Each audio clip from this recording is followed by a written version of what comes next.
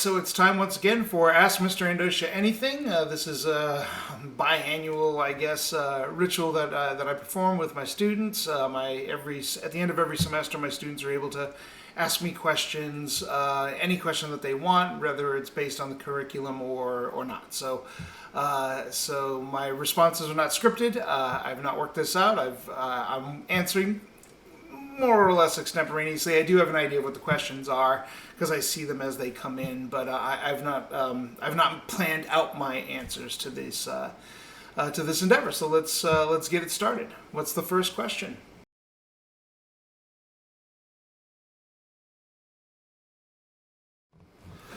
So the first question seems to have two parts. What are my favorite books, and what are books that I think everybody should read? Oh my gosh, I don't know. This is a tough one, as you can kind of see from my background here. I read a lot of books, and I love books, and I think books are important. And I also I like having the hard copies of the books. I don't like reading books online. I don't like reading books on my phone or on tablets or anything like that. It's not that I don't do that. I prefer to actually have a physical book, and I tend to keep my books. This represents just a small portion of my books. I have given probably about 1,000 books away, in thinning out my library during particular times. But so I find books are really, really important. My goodness, what are my favorite books? And what are books that I think everybody should read? You know what? I'll probably just be able to answer these in tandem, because obviously my favorite books are going to be books that I think everybody should read. So I think the first book that actually comes to my mind, again, I've not scripted this, so the first book that comes to my mind right now is Robert A. Heinlein's Stranger in a Strange Land. I think that's one of the really first books. When I was a kid, I liked to read, but I didn't make reading a habit. I hadn't been disciplined into reading. Until I started reading the Tarzan series when I was a kid. The Tarzan series is right there. That's the Tarzan series that I was reading when I was a kid. It's right there. In fact, all of those books are books by Edgar Rice Burroughs. So I would definitely recommend Edgar Rice Burroughs books just for fun. They're fun books. They're exciting books. There are some morals about heroism and courage and and honor that you can learn from them. I think mostly they're just kind of fun adventure books. But later on, I got into. I think I was about 14 when I really started reading those books, and ever since then, I've always been reading. I've always had at least one book that I was reading, and I also it's kind of manic, I guess you could say, but I actually keep a list of the books as I finish them, and I even set goals as to how many books I want to read during the year. So I take this process really seriously. So I'm off track here, but getting to the answer, I would say the first book I would say is probably Robert A. Heinlein's Stranger in a Strange Land. That was really one of the first books that I read that actually challenged a lot of my preconceived notions and challenged a lot of the assumptions I made about the world that I lived in, and challenged a lot of my ideas and concepts of what is right and what is wrong. So it was really, I thought I got a lot out of that book for that reason. I don't necessarily buy everything that he said. Heinlein was a noted libertarian. I did go through a libertarian phase there for a while in late high school, early college years. Before kind of rejecting that philosophy, but I still a lot of the ideas and a lot of the critical moral judgments that are made in that book, I think are really, really important. So I would definitely say Stranger in the Strange Land is probably one of them. Probably on my book. I'm going to give 3 books. I think 3 books is a good segue. The next book I would give, especially pertinent to right now, I think is George Orwell's 1984. I think everybody should read George Orwell's 1984 now as kind of a warning. I have a T-shirt. We'll talk about T-shirts a little bit later on. That says "Make Orwell Fiction Again." And a big concern of mine is that a lot of the things that Orwell was discussing in that book, 1984, and what 1984 really is about totalitarianism. And it's about how a totalitarianism can be imposed, not necessarily by the point of a gun, but rather by controlling knowledge, by controlling history. And I think that's a really valuable lesson that we need to learn today, and we need to keep in mind today as we start to see some of the elements. I don't think it's a stretch to say that I'm seeing some of the elements that Orwell warned us about back in 1948 when he published this book, kind of come into fruition, especially with regard to modern communications technology, internet, and things along those lines. We always assumed that when the internet came around back in the day, and computers were networked and stuff, a lot of us were predicting, hey, this is going to be a great thing. This is going to be a liberating thing. We're going to take knowledge and we're going to put it in the hands of everybody, and we're going to basically democratize knowledge, which is going to be a huge liberating endeavor. But it didn't turn out that way. I think in many ways our access to knowledge now is even more subject to control, subtler forms of control, I think, than we ever imagined before.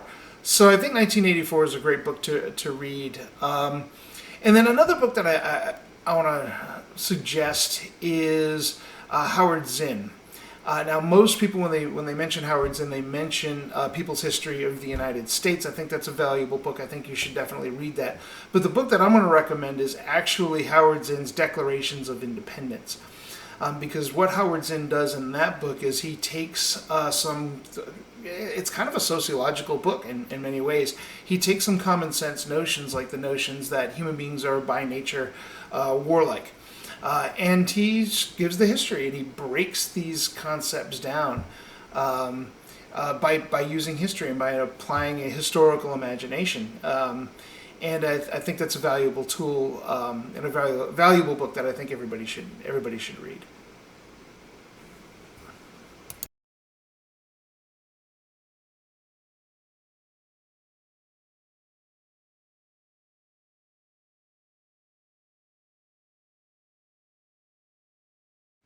Oh Lord, the wasting your time on a philosophy major claim.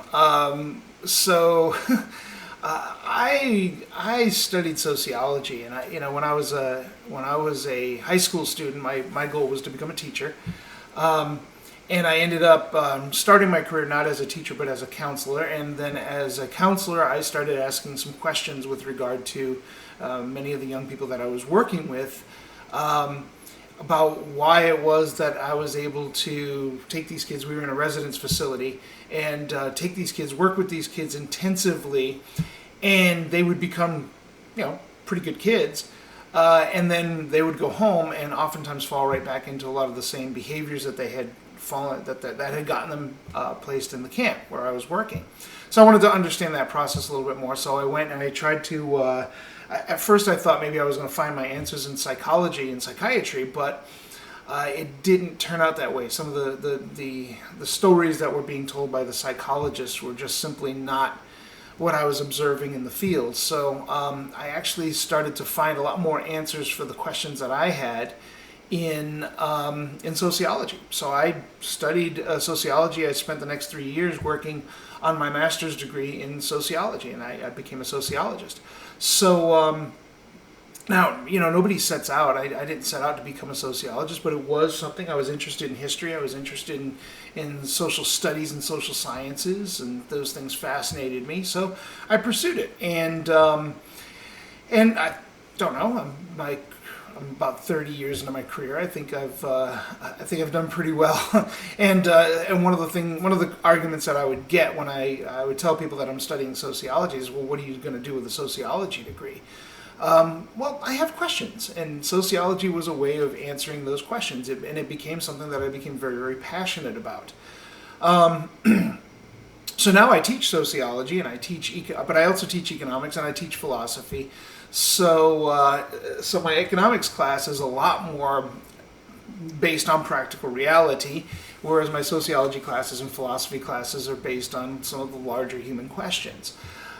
So I do have some students who, fall in love with philosophy, or they fall in love with sociology.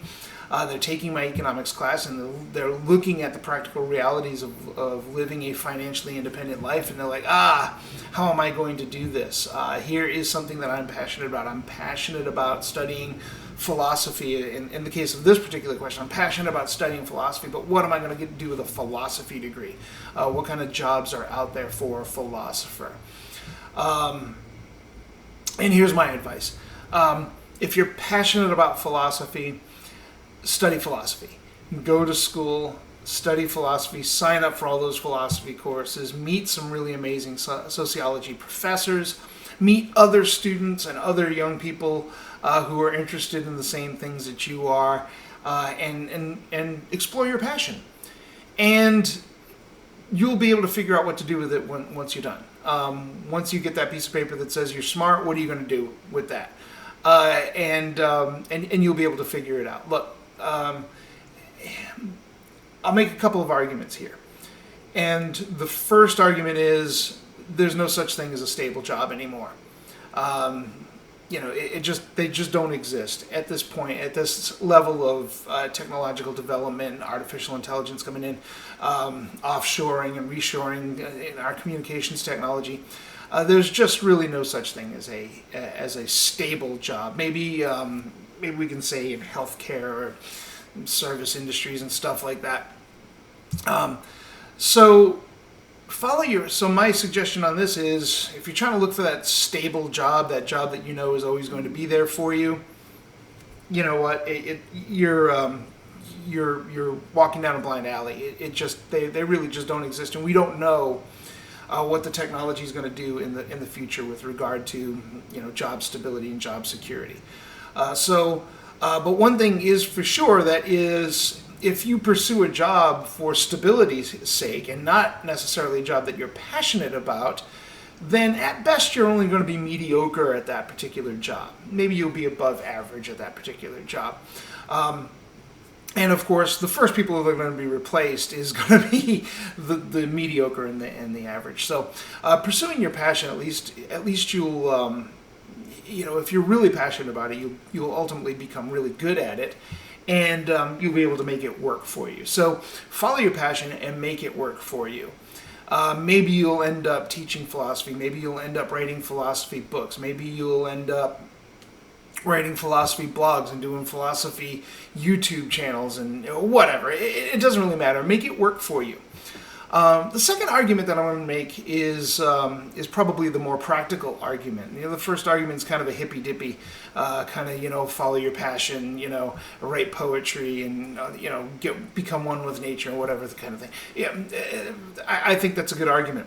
But the next argument I'm going to have is a more practical argument. It has to do more with practical reality. And look, the reality is that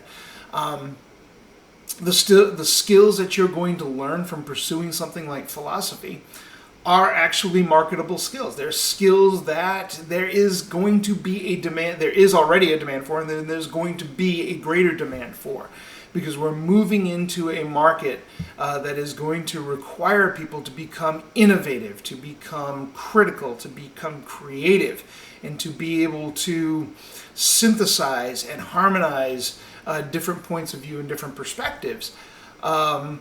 And that's what you're going to be trained to do in philosophy. So a lot of future employers are going to be looking for people with that particular skill set, because those are the skill sets that are going to be marketable in the future.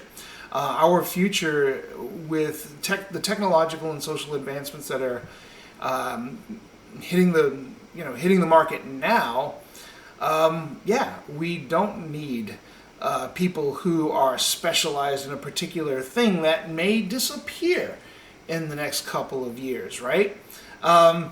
We don't know.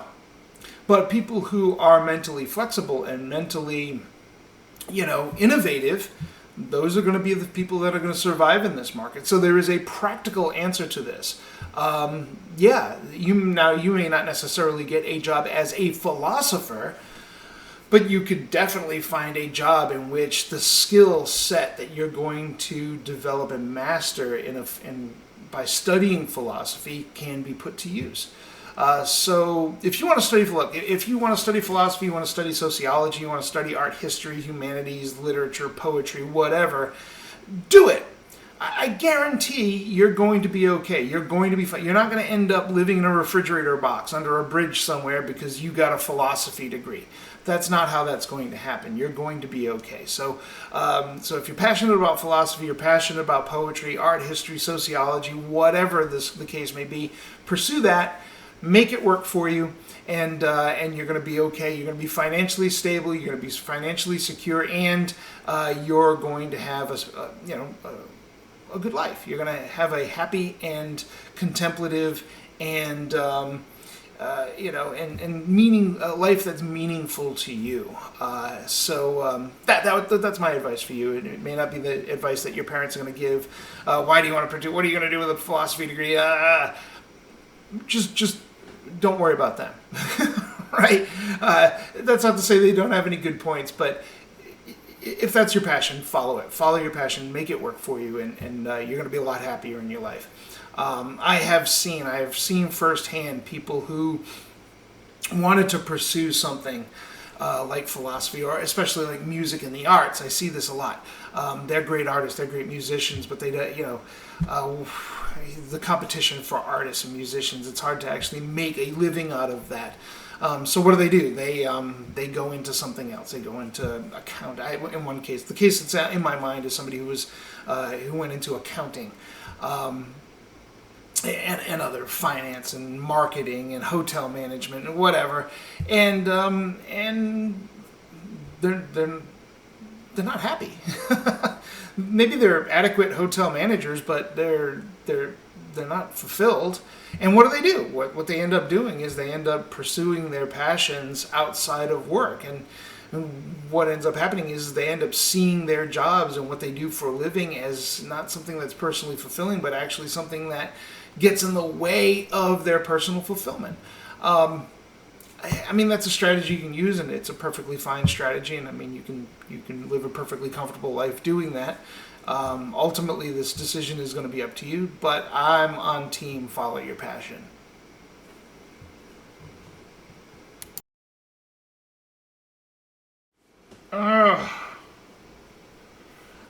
So I don't even really know how to answer this. Who asked this question? I don't know.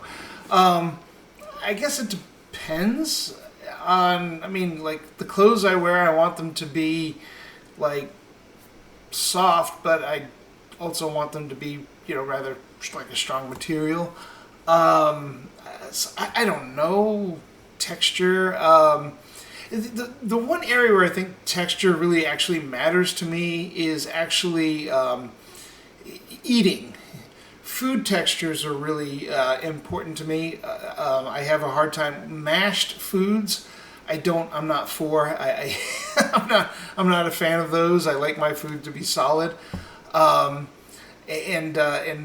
like stuff with lumps in it, I'm not happy about. Breads with nuts in it, I'm not for that. Because and it's not so much like texture, like the taste. It's the texture. So especially like banana bread. Banana bread, I'll have that good bready texture, but then there's a piece of banana in it. I don't like that. I don't like that at all. That's not good. So I think that's the only area where I don't necessarily know if I have a favorite texture, but I do have textures that I don't like. So I guess that's gonna have to be the answer for that. I don't know. Jesus.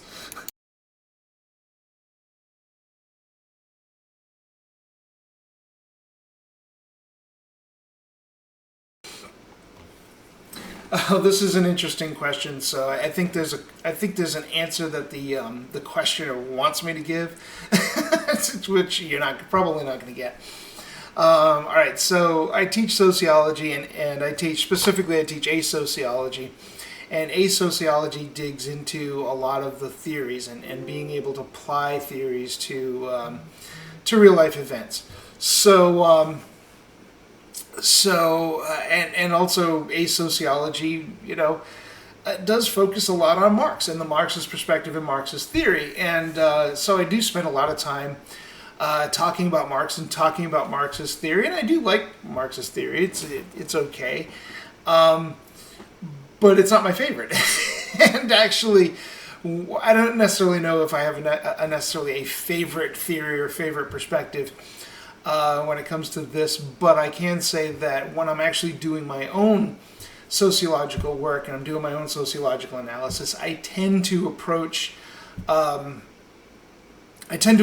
that from some different perspective, from kind of a combination of some theories. Primarily, I draw a lot from symbolic interactionism. I draw a lot from critical theory and social constructionism, and I also draw a lot from Michel Foucault's power knowledge and biopower. So those are actually the theories that I use, and I use them in combination. I don't necessarily stick strictly to a symbolic interactionist perspective or a Foucauldian perspective, but so I've kind of merged them inside. I've kind of pulled from those theories the stuff that I think works, and kind of put on a back burner the stuff that I don't think doesn't necessarily work particularly well. I'm especially interested mostly in, and this is kind of the symbolic interactionist end of the spectrum, in how human beings are motivated by stories. And how stories get incorporated into our understanding of the world. They basically become how we know the world, and therefore they become how we tell our own stories, and therefore these stories become motivations for our behavior.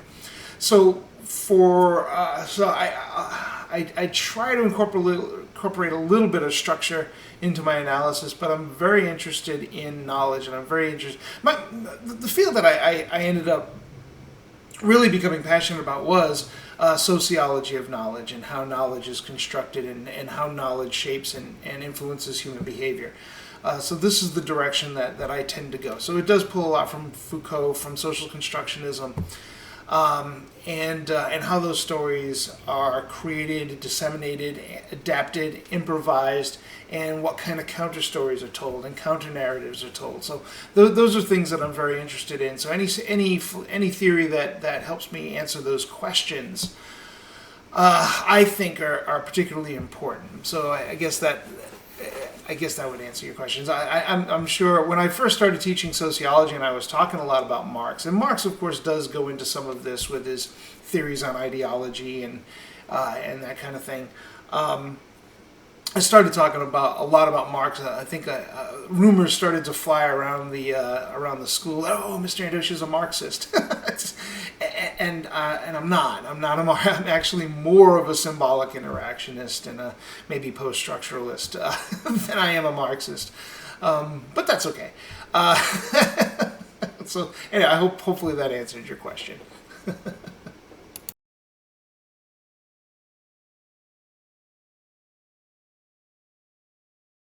All right, so I actually changed my shirt for this question because it's another shirt question. So here it is. Here's the latest addition to my cheesy shirt collection. So another shirt question. So I think the last video there was a shirt question as well. I didn't know the shirts were going to be such a focus of commentary, but whatever, it is what it is. So I have a stack of these shirts that have to do with philosophers and social commentators and things along those lines. And so the question is do I actually seek these out, or are they just cast upon me? Some people are born to greatness. And I guess the answer is, I guess, kind of a combination of both, I think, now. So I guess this started when I first started teaching philosophy, and I was doing some research online to do some curriculum planning. And of course, when you type in philosophy and on the computer, then what ends up happening is on Google and on these other formats, you get advertising that is dedicated to that. So you looked up some things on philosophers and some philosopher texts. Well, here's some philosophy shirts. Okay, cool. So I guess that was I just happened upon them because of the algorithms, and I clicked them. And I thought, all right, this is pretty cool, and I ordered a couple of shirts on the topic of philosophy. So then it was like, as I was planning my philosophy courses, I would ask myself, well, wait a minute, is there a shirt that kind of goes along with this? I think I remember seeing a shirt. So then I'm seeking out the shirts that kind of correspond with whatever it is that I happen to be teaching. And then it's just I get them from different vendors, send me, the algorithm points me to different philosophy shirts and social studies shirts and sociology shirt vendors that they know that I'm probably going to buy from. So it's kind of a combination of seeking them out. And this one I actually sought out. I was having a conversation with my wife, who is a behaviorist, and the name Noam Chomsky came out, and we kind of got into kind of a joking argument with each other. And I said, I'm going to get myself a Chomsky shirt. So I went online and I looked up Chomsky shirts, and I got the shirt mostly to mess with her. Chomsky's notably anti-behaviorist, when it comes to linguistics. So I got the shirt mostly to mess with her, to be honest with you. So there it is. That's the story of the shirts. Yes, it's a combination of seeking them out, but now because of the algorithms, they are kind of thrust upon me. So there you go. Those are all the questions that I have this time around. I had a lot of fun, and we'll see you next semester.